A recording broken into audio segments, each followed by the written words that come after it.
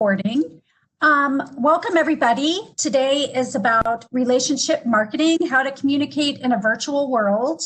And again, we are here with the amazing Chris Amos. He is here every week talking about awesome marketing tips and strategies that everybody needs.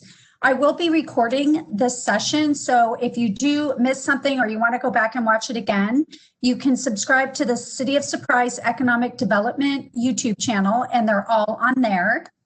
So welcome, Chris.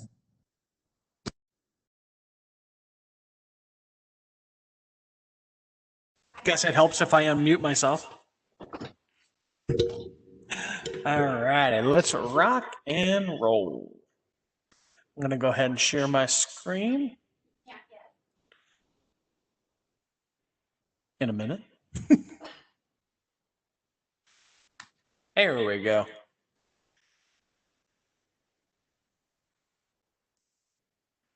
All right. Can you see my screen? Yes. There we go. All right, guys. Well, we're going to go ahead and get started today. So our course today is going to be on relationship marketing.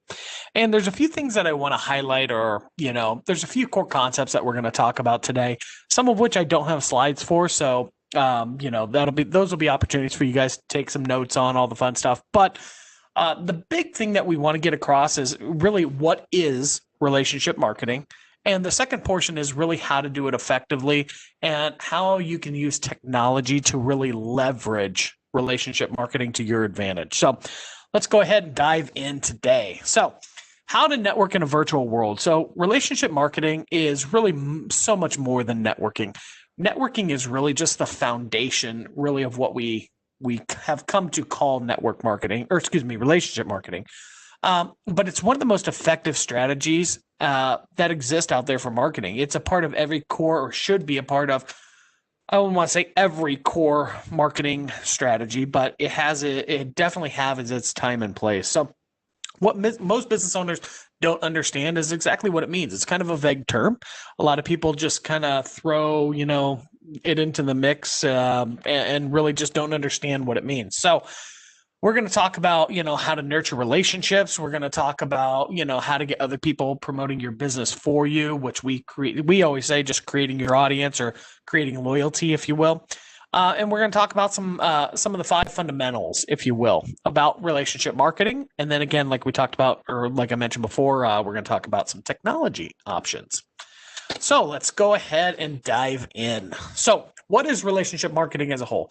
So relationship marketing is a type of marketing that focuses on cultivating a deeper, more meaningful relationship with your customer to ensure long-term satisfaction and brand loyalty. It's not focused on the short term, it's on the long term. So really where I try to help businesses understand this isn't isolated to one type of business or another. Everybody, even Amazon, can participate in some form of relationship marketing.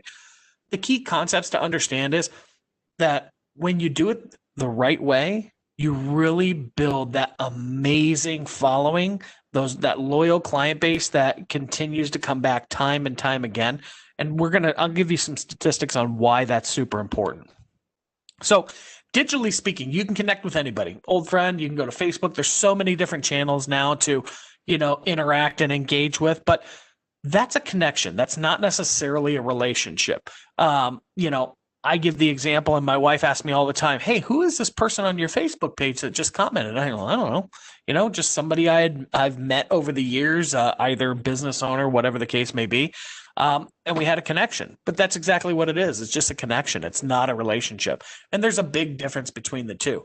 A connection is a click. A relationship requires a commitment. There is, it's something that you nurture, you develop. It doesn't just happen based on, an introduction, if you will. So from initial contact to the completion of a sale, there's no part of a sales funnel that isn't entirely focused on the customer. So the point here is that customer satisfaction is the single most important thing that a business owner should obviously be concerned with. Without customers, we have no business. So that just kind of makes sense. Helping customers complete this journey, if you will, is ultimately the definition of business, but after the purchase has been finalized, what do? Like, where does this go? So there's a customer lifestyle stage. I put a little graphic in there to kind of help you understand what that looks like. But again, it doesn't matter the type of business. I don't care if you're an auto repair company. I don't care if you're a salon, if you're a vitamin supplements company. I mean, there's so many, every customer, every business, there's so many opportunities out there, but they all follow a life cycle. And so it's really important to understand that because, again, even Amazon has a life cycle. Amazon knows, hey, when somebody signs up for Prime, they go here, they go there, they have this stuff down. But even as a small business, we are capable of doing the exact same thing, nurturing these clients and ultimately building lifelong relationships with these people. So again, building long-term relationships, it's not a one-time sale. We'll talk a little bit about statistics in a minute, but I really want to highlight that long-term relationships are so important. I've said it like 5 times now, but most importantly, you're going to understand here in a few minutes what that actual cost is to acquire a new client versus a repeat, customer. It's night and day difference. And I'll tell you what, I do it on my own business. I mean, you're going to see so many things that we've pulled actually from our own strategies to teach you guys today. It's incredible. So customer relationship marketing or relationship marketing is a sales approach. I mean, again, we've said that before, but it creates an emotionally invested brand advocate. And that's a fancy way of just saying you got somebody on your side.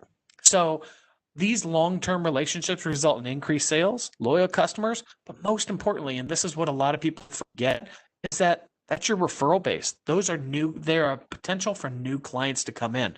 That age-old saying where, you have a good experience, you'll tell one person, you have a negative one, you'll tell 10. That one person is that new client that comes in, and it's so important to nurture that. So key factors. You create, again, repeat customers, build engagement. Think of it like retargeting. So again, clients spend thousands of dollars a month with me on retargeting ads, to, again, remind people that their business exists, that they're out there, they're here. Now, an argument could be said, should those clients be doing a better job with their relationship marketing? They might not need to spend as much. So there's certainly some cost-saving factors that you can equate to this strategy. And encourages word-of-mouth sharing, which results in new clients. That's just self-explanatory. I mean, this is all about growing our business here. And then slashes acquisition costs. So again, mentioned that before, but that's a huge segment of this. The statistics. This is the fun part. So statistics, this is what proves the value behind what we do. So again, fully engaged clients bring in 51% higher revenue and sales than disengaged clients. They also spend over 23% more. I should be able to stop right there because that's your why. Every person wants to know the why should I do something. There's why you should do it. Increasing customer retention rates by just 5% increases profits by 25%. So again, we as a company, we focus incredible amount of energy on customer retention, on going above and beyond and creating relationships with our clients.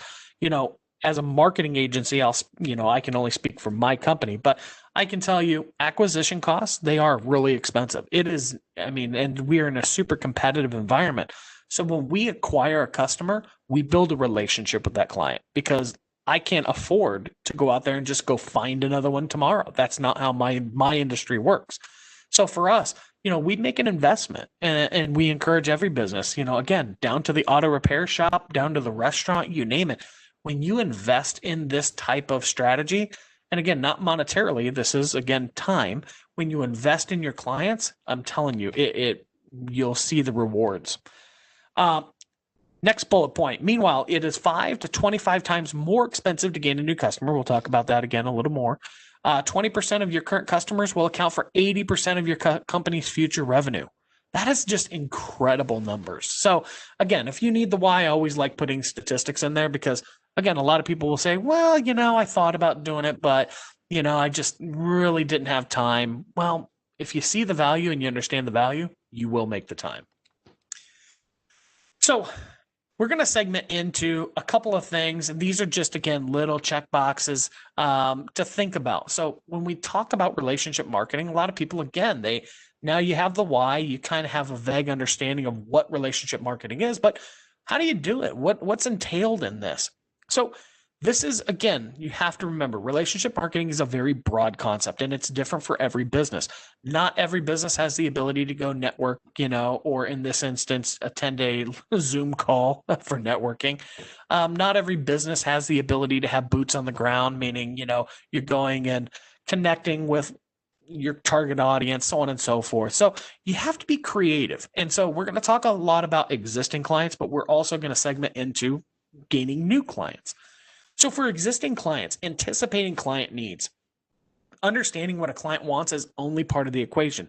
When you really get to know your clients, you're better able to understand their needs. So why is that important?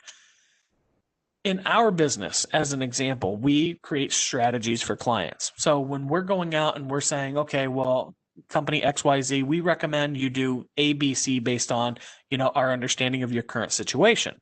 But is that where that buck stops? Absolutely not. As we develop a relationship, as we get to continue to get to know our clients, we're making meaningful recommendations to them consistently, which enables us to grow not only our revenue base, but also helps them grow with their clients.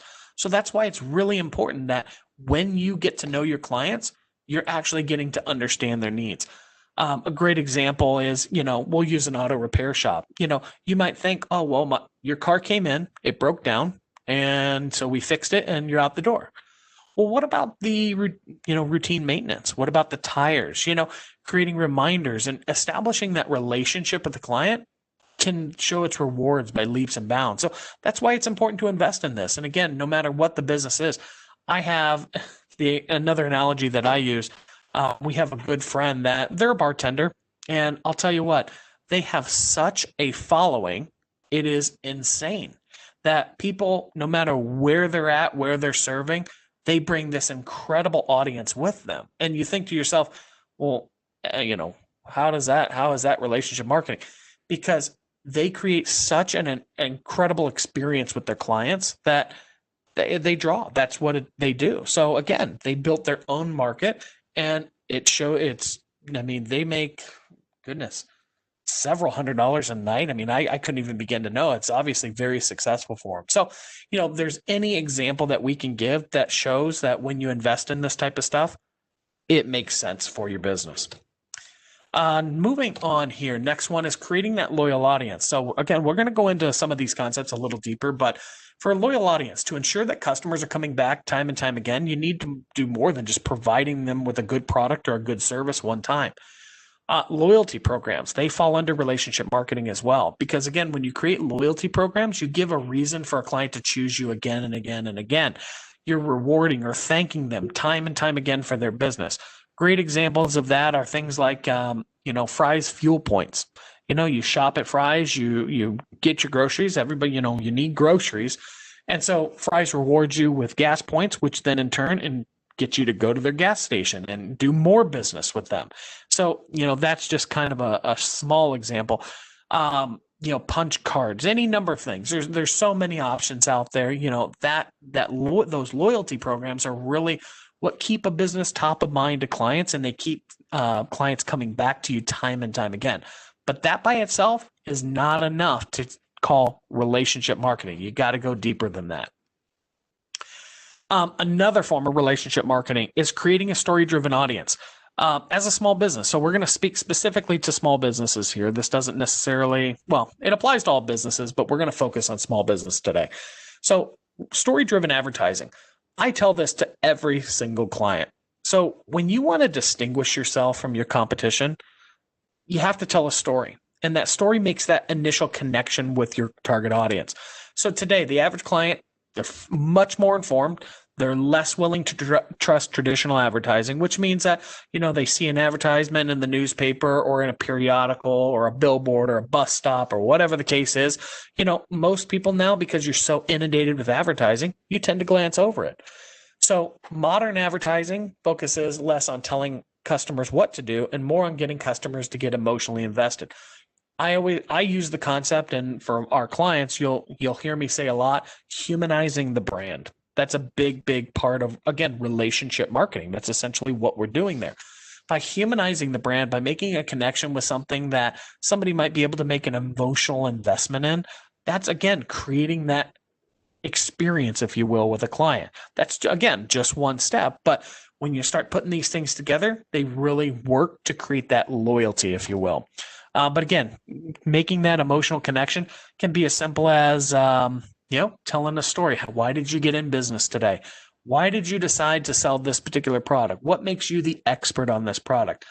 You can talk about family. Some people get a little hesitant, they, for privacy and stuff like that. But, again, these are just ideas. There's any number of avenues you can go with this. But storytelling, it's an awesome, awesome way to make that emotional connection. And then next is we're going to talk about the retention aspect of it. So again, we're talking about different ways for the customer acquisition here before and, keeping clients going. But again, this is the retention portion of it. So again, plenty of studies for all of these things that showcase why, relationship marketing works, how retention is ultimately going to lead to a business's success. So a research study by Frederick Richeld and Bain and Company, there you go, or however you read that, was found that as little as 5% increase in customer retention can lead to an increased revenue of 25 to 95%. Now, again, that's going to vary greatly on the type of company, but again, that's an incredible statistic. Alternatively, American Express discovered retained customers buy more often and spend more than new customers. That is, again, another why. So, we touch base on this several times, but how do we get to retain them? How do we get all this information? We talked about storytelling. We spoke about understanding needs. You got to take a step back and put it all together by get into their shoes. So stepping into your customer's shoes. Your business might think it knows almost everything about your products or services, but you don't always know how your customer feels. I'll give a little story about us and kind of tell you how we, failed miserably at relationship marketing and early on. And so when we first started out in business, again, we have a technical expertise that not many have. We put a lot of time and effort into understanding our target audience, understanding our products and services and how we can benefit clients, so on and so forth. So we obviously have a skill set that we can market to. With that, when clients would come on, I don't want to say an arrogance, but it's almost just a, hey, you need me type thing. That was a horrible way to do business. And, consequently, we lost some clients as a result of it. Where we felt our value was just way over here, obviously the client didn't. And so, we had some really early on, some, gaps, if you will, in our relationship marketing strategy. But through feedback, we started to refine. We started to, again, change the way that we handled clients. So again, we put ourselves into our customer's shoes. What was their experience like? How did they go about, what was their starting point? We started asking clients, how did you find us? So on and so forth. And then we walked ourselves through what that onboarding process looked like, what the reporting looks like. So to where now we have it so dialed in, we actually ask clients, hey, what can we do better? We ask them on a consistent basis. So when you start viewing things from a customer's perspective, you can really get a better understanding of the situation at hand. And then you can make small or large incremental improvements to ultimately create that awesome customer experience. So do yourself a favor, take a step back, put yourself in your customer's shoes. One thing that we did, we created a checklist. I know it sounds stupid.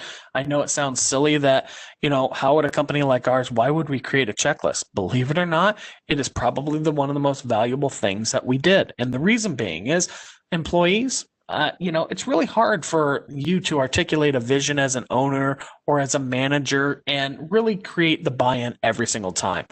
Most employees do it just because you tell them to, and that's their job. But we created a checklist because we wanted to help our employees ourselves remember why we're doing what we're doing. So for us, we have onboarding checklists, we have offboarding checklists, we have audit checklists, and we do this not because we want to overload ourselves with paperwork or we want to, just create another process. We did this to remind ourselves what's important. We did this to remind ourselves that when we're doing this, we know we're doing the right thing for a client. And then we're actually proud of ourselves because afterwards, when we've hit all the marks, when we've done everything we said we were going to do, we have a follow-up email that we send out and said, hey, here's what we've done for you, XYZ, blah, blah, blah.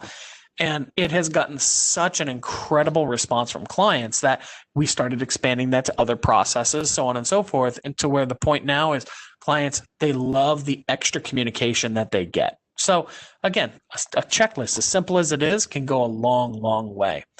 It can also make handling, a difficult situation easier. I know a lot of clients or a lot of companies, they have help desk tickets and stuff like that. Those are essentially checklists, if you will. But, you can apply this however you want, but do yourself a favor. Just have a process in place or have something that, you have all these things written down or as many as you can. It'll ultimately prove to improve clients' experience. Another one is follow-up. That's a huge one. I think that goes without saying. But, if there's a customer out there there's not a customer out there that wants to proactively follow up with you, I can tell you that was one of our clients' early complaints, is that when we surveyed our clients and we asked them, like, where's our one opportunity? It was always with the follow-up. And so as a part of relationship marketing is really keeping up that communication. Is had we built a better relationship with those clients, we would have set better expectations, and they would have ultimately had a better experience. So act timely, follow up, even if it's something as simple. And again, these were learning curves for us. Even if it's something as simple as a client coming to us and saying, hey, can you change the color on this? Or can you change the font on this? Pretty simple, mindless task. Yeah, takes 2 seconds to do and we're done. And we would just move on. But did we tell the client that? And did we communicate that effectively? Did we nurture that relationship? Even the small, most mundane things require and demand a follow-up to clients now, because that's the level of service that they expect, that we expect as a society. More so than that, it's also an awesome opportunity to engage that client. That was one of the concepts that we missed out on early on, was to really talk about how we can really further engage a client. Well, here we had the solution at our footstep the whole time. We just didn't utilize it the right way. So again, when you're doing that follow-up, every communication with the client is an opportunity to expand that relationship. So always remember that. Follow up as often as possible. Even if, you think, hey, I may not have enough time or something, make the time, because I can tell you in our experience, it's been well worth it.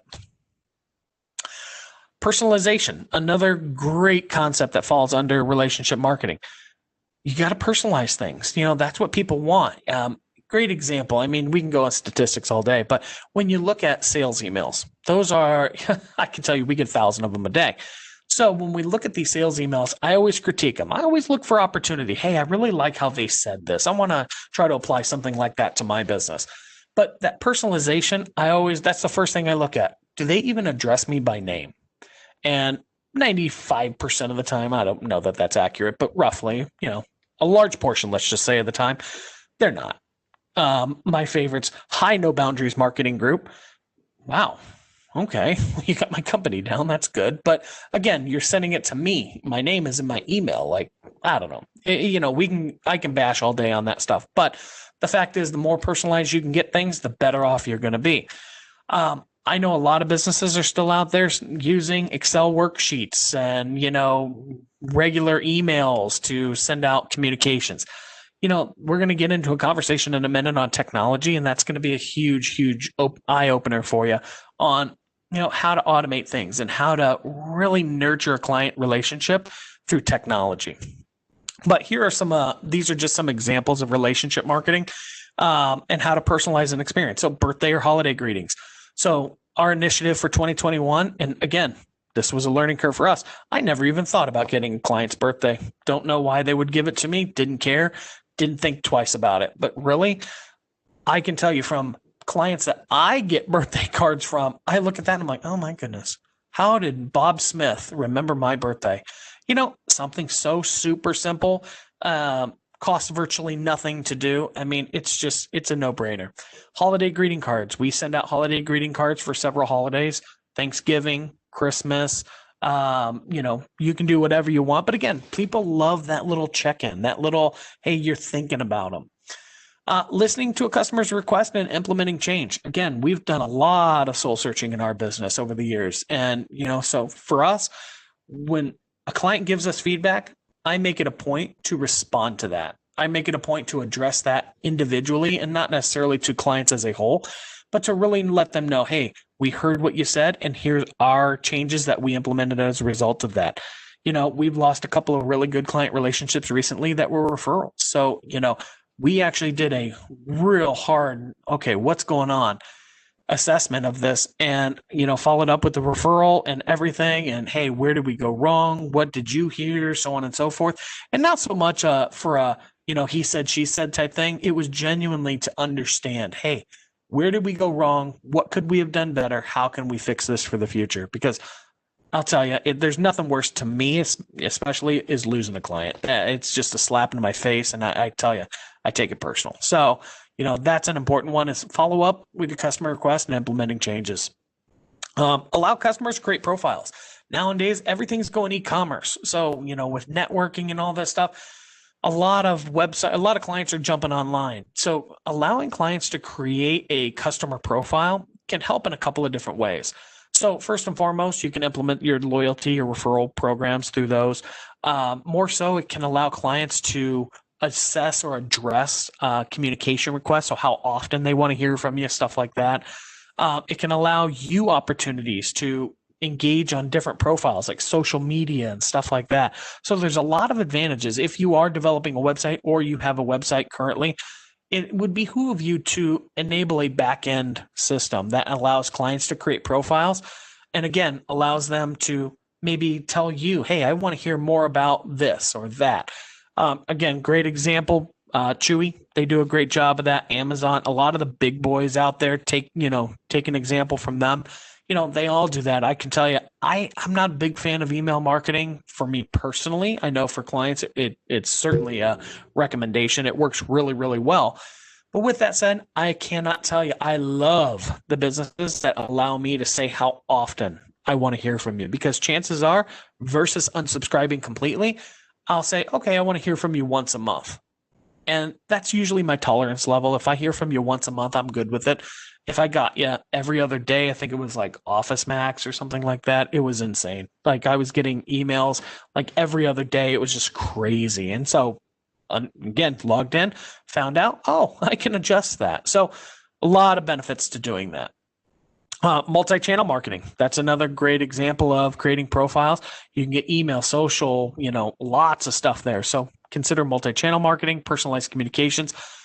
Always, always, always use a CRM. We'll talk a little bit about CRMs and functionalities here in a few minutes, but personalized communications, that's, if you don't address me by my name, I'm probably not going to open your email just on a preview. It's probably not worth my time, and it's probably solicitation that's just broad-based, and you send it out to 1,000 people. So chances are, if you don't personalize it, you're going to get a lower open rate. You're going to see some impacts to email marketing. Other things, personalized communications. This is a big one. With cards, I know there's a lot of, send out cards and a lot of services like that. We have found in our experience, those are great. But sometimes for some of the more meaningful anniversaries or dates, that personalized card where it's handwritten can really, really go a long way. So an example for that would be for new clients, that's going to be a personalized communication versus, a send out card or something like that. So there's a variety of ways to use that, but that's going to be your go-to.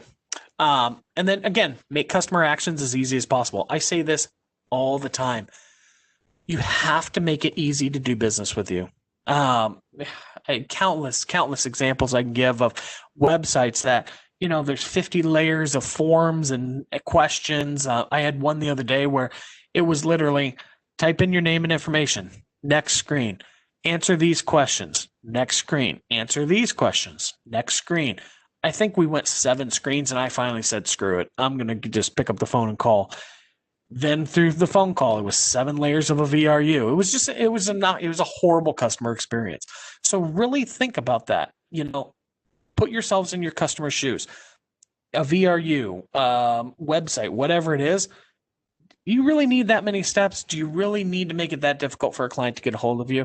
Those again are just small. And again, some people may say, well, that's not relationship marketing. Actually, these all fall into that, because it's all about what type of experience your clients are having. So don't forget to ask for feedback. Again, we talked about this, and I mentioned our situation a couple of times here. we had the epiphany and we bit the bullet. I can tell you too, it was one of the most uncomfortable things we've ever done was requesting feedback from our clients. But again, through our relationships, that was an important step. You got to hear it. You got to hear the good with the bad. Fortunately, a lot of great stuff. Really re-energized the business, really re-energized the emotions to hear all the positive things that came out of it. Now, with that, we were prepared for the negative and in fact set my expectations for nothing but negative, but was pleasantly surprised with how awesome it was hearing from our clients directly. And again, from a neutral source. We actually did an anonymous survey, and I was so pleased with what came back. But with that said, there was a lot of opportunity in there too, where clients had made some great suggestions, which we turned around and implemented. So, don't be afraid to survey your clients. I will tell you this. There are some surveys that you can do on social and some you should not do on social. So always consider your audience and what you're actually putting out there. I have seen some businesses make horrible decisions on putting, very, let's say, sensitive things on social media and asking for feedback. And then it turns around and bites them in the booty. So really think that through. For me, I always think personalized communications. I'm going to send an individual email out for all of our new clients. We always send a 90-day, hey, give us some feedback. So that way we know exactly, hey, what was your onboarding experience? What was the first 90 days like for you? For you, if you have a product or whatever the case may be, there's tons of opportunity to get feedback from your clients. And believe it or not, it creates amazing engagement. So again, that's why it falls under relationship marketing, is because you're creating engagement with your clients there. So if you have any more questions on that, like I said, we can give examples of surveys and how that stuff works. You just got to be very, very cautious. So I wouldn't just, jump on today and go do one. Really think it through. But again, don't be afraid to ask for the feedback. The last thing that we're going to go over today, and I'm going to show you this here, is the CRM. And this is important. We use, and again, I don't care what system you use, technology is really where you need to have a good technology behind you. We don't sell any CRM, so I can tell you, I don't care what you use out there. There are some really good ones and there are some not so good ones. There are some really complicated ones and there are some really simple ones out there. You have to look at your business and you have to say, okay, where am I at and what do I need from a CRM? Again, there are some really simple CRMs out there that, they're just basically kind of like a digital Rolodex, and it's just there to house your contact information and that's it. Maybe put some notes in. There are other ones like, we use Zoho or Salesforce that you can create automation. You can, really go to your heart's intent. The idea is this, I don't want to say simple is better because I actually don't think it is. In this instance, I always recommend, a robust CRM. And the reason being is some of the things that we've told you or asked you to do, really takes a lot of time. And sometimes that's, time is valuable. Well, not sometimes, it's always valuable. So in these instances, like with our CRM, we have automation set up for onboarding. When we onboard a client, I have a series of emails that go out to those clients so that, again, they're getting the right communication at the right time. So at day 3, at day 5, at day 10, at day 15, and at day 30, they get a series of an email from new leads. So somebody coming in that maybe I entered into my CRM or for a, client who chatted with us on the website or, whatever the case may be.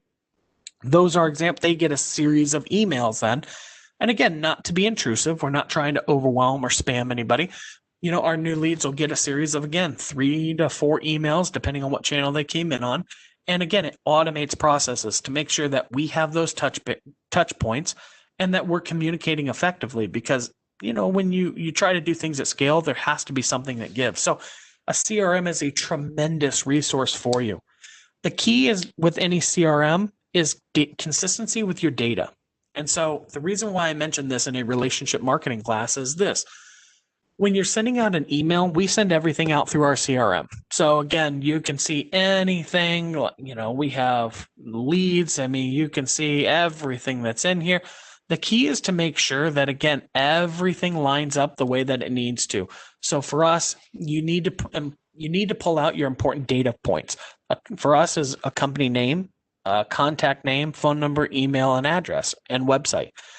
For your business, it may be something completely different. The more personalized you can make it. So again, if I was an automotive dealership, maybe what I would do is, name, address, phone number, email address, year, make, and model of car. Again, it could be that overly simple, or you can get really granular, date of birth, social channels, blah, blah, blah, So the point of this is make sure you invest in technology to help you with this process. A CRM is really going to be what gathers all or consolidates all the information for you, and you build what's called a client profile. Again, that client profile is really, it helps you track purchases. There's so many advantages to doing it. So utilizing a CRM effectively is ultimately going to save you time. It's going to help you with your relationship marketing. It's going to help keep you consistent on your communication. And ultimately, it's going to aid in creating the best possible customer experience. So I know that's a lot of information in a short amount of time. I know we bounce around a lot because there's so much we can cover in this. So we tried to hit on the important factors, but the most important thing that I really hope everybody kind of takes away from this is really on when we look at relationship marketing is the client experience. So whether they're a new client or an existing, just that client experience, and that starts from a lead. That starts from your very first introduction, putting your best foot forward. You have to start there, and then you got to nurture that relationship throughout. And again, get that technology in place, create a system for yourself, no matter what it is. If you need help, I'm a wealth of useless information. I can walk you guys through anything you need. I can give you advice on things, stuff like that. A lot of the stuff is all stuff you do on your own. You don't need to hire a professional per se to do any of this. So if you do need help, always, we're located here at the Tech Accelerator. So you can always pop in, give us a call, chat online, tons of options there. So, just let us know how we can help you. We want to see every business in the area be successful. Thank you, Chris. It looks like Bill Lusk had a question. His company, Care Patrol, uses Trustpilot for customer reviews. Are you familiar with that? Yep. So customer reviews, those are one of those awesome must-need type of systems out there now. With so many different channels and so many different avenues, clients can provide feedback. It's super, super, super important that we have a system in place to manage that. Now, for some businesses, they may be early on in that, they may not have gravitated towards technology, but there's Birdseye, there's now, of course, I'm going to draw a blank, but there's numerous technologies out there that can help you manage your reviews. They can also help foster reviews, encourage clients to leave reviews. So, any type of technology that you can use to implement that will help or aid you in that avenue is important. I will also put a caveat on that as the review generation or the review monitoring portion of it is only half the battle. The second portion of it is responding to those reviews. Positive or negative, I always tell clients you need to get the last word in. And so, again, if it's a positive review, we want to thank that person for taking time out of their day when they didn't have to say something positive that ultimately will help grow our business. The flip side to that is if it's negative, you have the opportunity to get the last word in. We don't say anything. We don't justify. We just politely thank them for their feedback and ask them to give us a call so that we can obviously, remedy the situation. You always want to obviously make it look like you're super open to, and you should be hopefully, but super open to helping businesses or helping your consumers.